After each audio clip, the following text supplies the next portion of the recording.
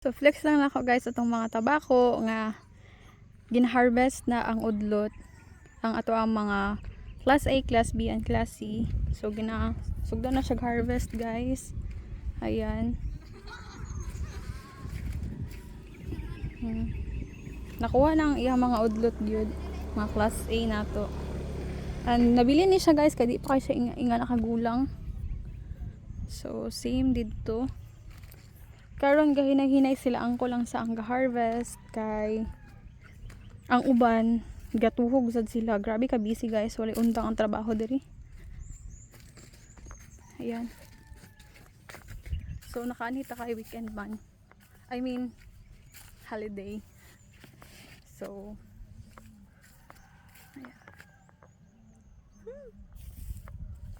Guys, so nagpad kay ba?